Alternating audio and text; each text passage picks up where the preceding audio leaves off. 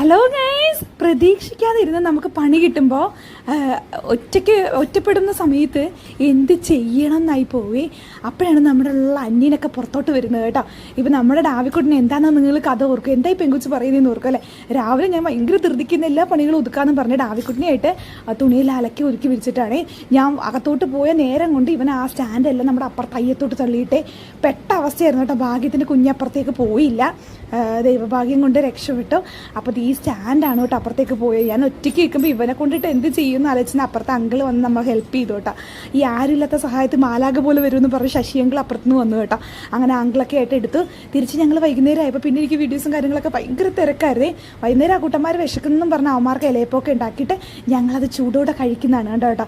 രാത്രിയാകുമ്പോൾ പള്ളിയിൽ പോകണേ. എപ്പോഴും സ്ഥിരം നമ്മുടെ കുരിയച്ചിനിടയിൽ പോകുന്ന പരിപാടിയും കാര്യങ്ങളൊക്കെ ഉണ്ട്.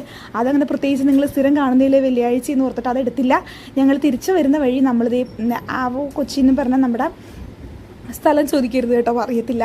അത് ഞാൻ വേണമെന്നാണെങ്കിൽ പറഞ്ഞുതരാം. അവിടെ നമ്മളിത് ഈ ജ്യൂസ്, അവക്കാഡോ ജ്യൂസും ഫ്രൂട്ട് സലാഡൊക്കെ വാങ്ങിക്കാൻ വേണ്ടിയിട്ട് കയറിയേക്കുന്നതാണ് കേട്ടോ. അപ്പോൾ കുട്ടന്മാരുടെ ഡാഡിനെ നോക്കി ഇപ്പോൾ കൊണ്ടുവരും എന്ന് പറഞ്ഞാൽ അപ്പുറത്തേക്ക് നോക്കി നിൽക്കുന്നതാണ് നിങ്ങൾ കാണുന്നത്. അപ്പോൾ നമ്മുടെ കുട്ടന്മാരുടെ ചാനൽ നിങ്ങൾ ആദ്യമായിട്ടാണ് കാണുന്നതെങ്കിൽ ഓടിപ്പോയി സബ്സ്ക്രൈബ് ചെയ്യുക കേട്ടോ. ലേറ്റ് നൈറ്റ് ആണ് കേട്ടോ മിക്കപ്പോഴും ഞങ്ങൾ കുരിയച്ചൻ്റെ അവിടെ പോകുന്നത്. ഒരു 10 മണി കഴിയാതെ നമ്മൾ അങ്ങോട്ട് കുരിയച്ചനെ കാണാൻ വേണ്ടിയിട്ട് പോകാറില്ല കേട്ടോ. അപ്പോൾ ദേ അങ്ങനെ നമ്മൾ അവിടുന്ന് കണ്ടിട്ട് തിരിച്ചിറങ്ങിയപ്പോൾ ഫുഡ് വേണോ ജ്യൂസ് വേണോ എന്ന പ്ലാനായിരുന്നു. ഫുഡൊക്കെ കഴിച്ച് വയറ് കയറിയിരിക്കുന്ന കാരണം ഡാഡി എടുത്ത് പറഞ്ഞു ജ്യൂസ് മതിയെന്ന്.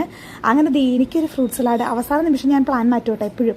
അങ്ങനെ ഞാൻ ഫ്രൂട്ട് സലാഡും അവന് അവക്കാഡും പിന്നെ അവരുടെ ഒരു ജ്യൂസൊക്കെ ആയിട്ട് കുടിക്കുന്നതാണ് നിങ്ങൾ കാണുന്നത്.